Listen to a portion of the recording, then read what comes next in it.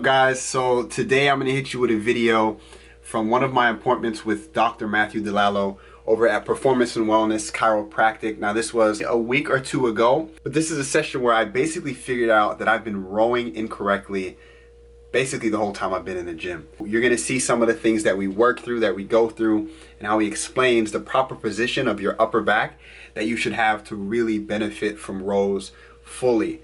So long story short, you want to keep from overextending, really arching your back, and that's sort of what I thought you were supposed to do, keep the shoulder blades nice and tight. But what he's going to show is some things that you can do to address that, and then some of the reasoning behind. And then at the end, he even ties in how you can use a similar principle to make your deadlift easier, deadlift more weight more safely with that upper back position. So without further ado, here are the clips. But as far as with pressing or rowing motions, rowing's a big one too.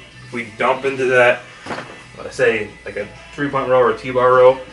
You dump it in that extension, we're here, and then when you go to pull, that scapula and that shoulder are not going to move like they need to, and it's going to put a lot of stress on tissues that really don't need to have the stress on there. So when we do one of those rows, it's basically, the row is a form of anti-rotation. So what you should see is nice congruency between the scapula and the rib cage, and when you pull, it shouldn't be here, right? Because that's a lot of rotation through the spine. You're going to have a little bit, you want to see everything locked in, and then pulling from the actual tissues and not too much extension or rotation through the spine. That's at least the way I coach it. So I always see keeping the spine as neutral as you can. When we bend over, we still want to keep that thoracic kyphosis a little bit. We don't want to just dump into extension and then have that rotation. So again, what I usually can do, or what we usually do, is punch or push through here, keep that there, and then as I pull with my trunk tight, we just rotate from the shoulder, and we're not extending and rotating like that. So punch through, upper back is nice and locked in, squeeze the dumbbell or the kettlebell, and then we pull from the lat, pull the elbow back towards the hip. We have that nice solid contraction since we've set that upper back, so that scapula can now rotate and retract around the rib cage. Yeah, so push either push down or so there. So now keep this tension here, squeeze the bell, and you're going to pull the elbow towards your hip. There, you feel that good contraction right there? Yeah, you can see your scapula kind of shift out and then move forward. Good. It's a lot harder. But if you feel it right, Do you do anything similar like that with like deadlifting, and you try to have your back in a similar? So rounding with the back of the deadlift, if you start in a flex position, you got to stay there. If you round in your T-spine, it makes the deadlift easier because it's a shorter range of motion. Right.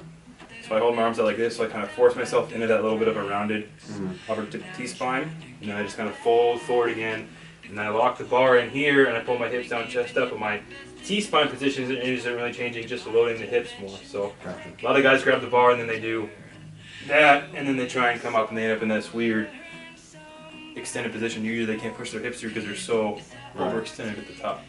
So I kind of let it round, and those drills help me to find where to pull that tension into the upper back and keep it there, and then that's where I hold from. So a lot of guys, when they get it tight, they do that versus being like here and locking it in. Hey, if you made it to this point, it means you watched the whole video. Thank you so much. I hope you learned some things that you can apply to your rowing and maybe even to your deadlifting at the end there. If you enjoyed the video, if you got anything from it, please give it a like. Comment below if you have any questions on what was covered. Subscribe for more. This is video 2 of 5 this week. So if you haven't watched yesterday's video about the common mistake in bracing, go ahead and watch that one, and stay subscribed, keep tabs, even hit notifications to make sure you get the last 3 for this week. Thanks guys, and I will see you in the next video.